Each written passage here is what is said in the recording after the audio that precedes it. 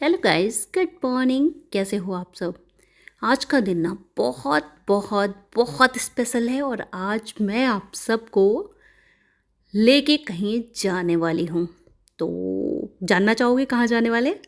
चलो ब्लॉग में ज़रूर बने रहना। सबसे पहले मैं उठी हूँ और उसके बाद देखो 4:54 हो रहे हैं, मतलब 5 बज रहे थे। पानी गर्म किया, खाना बनाया और खाने में मैंने बनाया था सब्जी, पूड़ी और करेले की सब्ज़ी एंड बैगन की सब्ज़ी। उसके बाद बाहर गई, बाहर जाके वीडियो शूट किया। उसके बाद ये महावर लगाया मैंने सुबह सुबह। फिर मैंने पूजा पाठ करा, नाश्ता किया और हम निकल पड़े हैं आज बाबा श्याम से मिलने। आज हम जा रहे हैं चिल्काना धाम।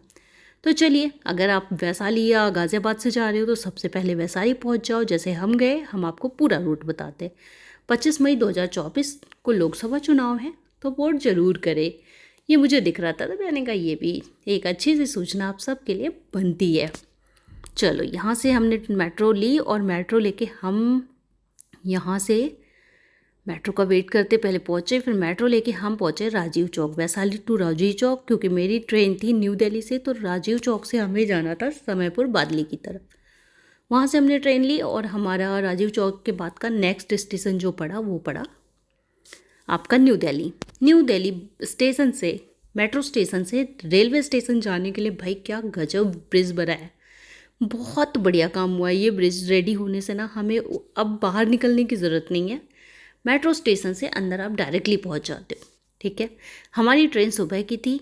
वेट करने के बाद काफ़ी टाइम वेट किया, बट मैंने उसको नहीं लिया है शूटिंग, इसमें वीडियो शूट नहीं किया। इसके बाद हम निकल चुके हैं यहाँ से। ट्रेन में आराम से बैठ के, ट्रेन खाली थी और वैसे भी हमारा रिजर्वेशन था। हम निकल चुके हैं यहाँ से चिल्काना धाम के लिए।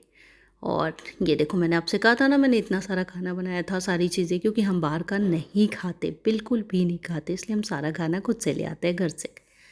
ठीक है, हमारे साथ एक चीज़ होती है कि हमेशा से, गर्मी हो या ठंडी, अभी कुछ दिनों से हम लोग घर का खाना जब से प्रेफर करते हैं ना, तो अब बाहर की चीज़ें खाना बिल्कुल अच्छा नहीं लगता, और गर्मी में तो बिल्कुल भी नहीं, है ना। और अब ये देखिए, मेरी ट्रेन चल रही है और हम जा रहे हैं। अगर आप कभी चिल्काना धाम जा रहे हो दिल्ली से, तो आपको जाना है समालखा।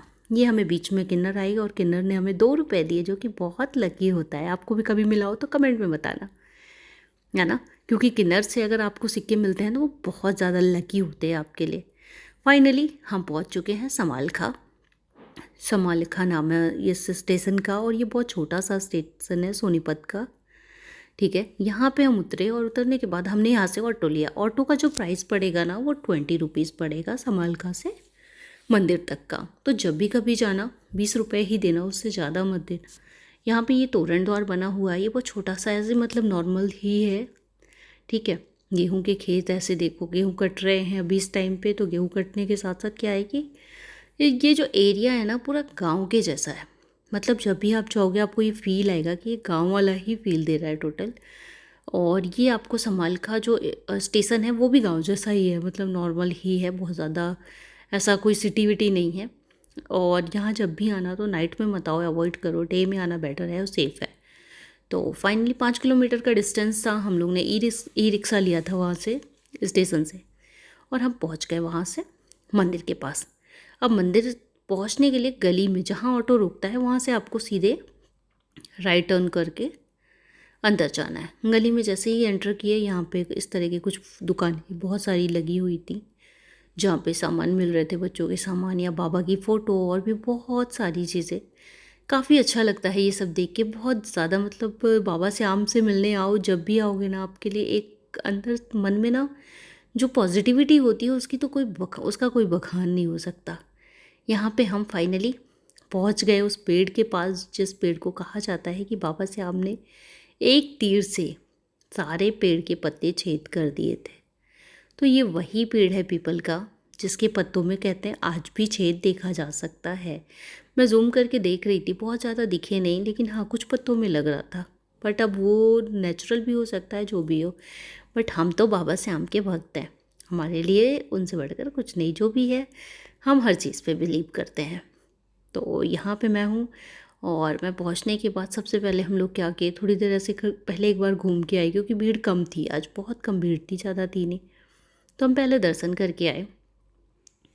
और दर्शन करने के लिए हम लाइन में लगे, ज़्यादा टाइम नहीं लगा। उसके बाद हम वापस आए और हमने फिर अपना पूरा प्रसाद पैक कराया।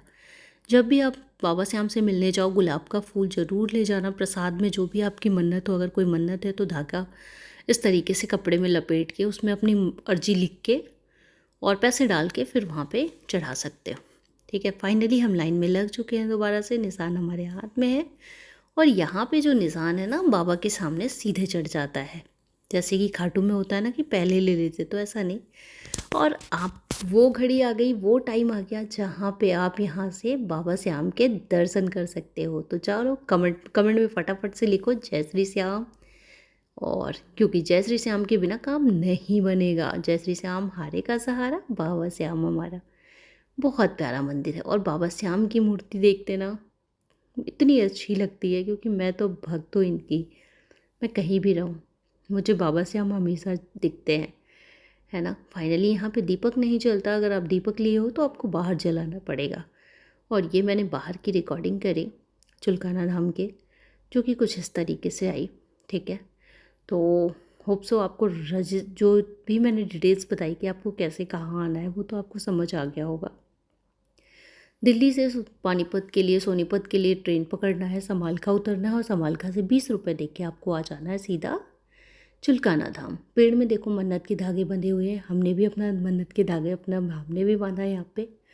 और पूरी चीज़ें दर्शन करने के बाद इतने अच्छे से दर्शन हुए। 2-3 बार हमने अंदर तक हम लोग गए, है ना। तो प्रॉपर दर्शन करने के बाद ये जितनी भी आपके पास जो भी पूजा की चीज़ें हैं सब चढ़ाना बिल्कुल ज़रूरी है, क्योंकि श्रद्धा और विश्वास ही होता है सब कुछ, है ना।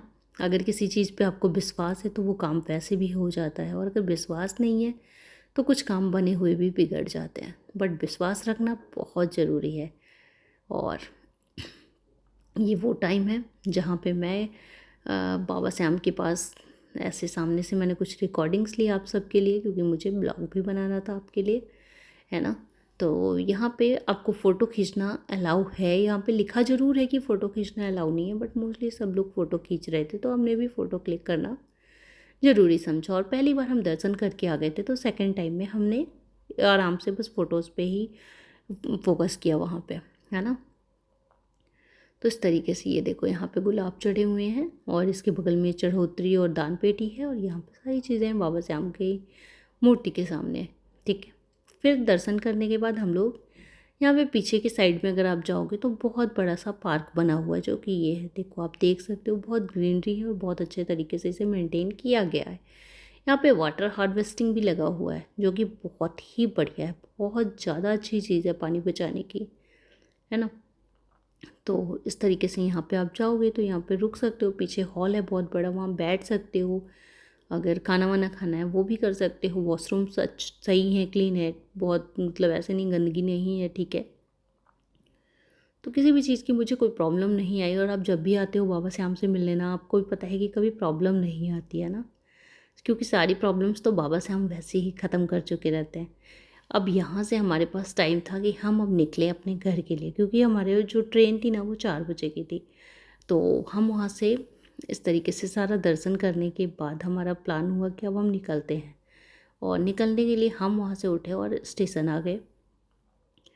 ये देखिए समालखा में हम समालखा पहुँचे, और समालखा बहुत छोटा सा स्टेशन है, कंफ्यूज मत होइएगा। यहाँ पहुँचने के बाद हम लोग वहाँ से ट्रेन लिए और फिर मेट्रो, एंड देन हम पहुँच गए गाज़ियाबाद। ब्लॉग अगर अच्छा लगा हो तो प्लीज़ जय श्री श्याम लिखिए, एंड मिलते हैं नेक्स्ट वीडियो में। बाय।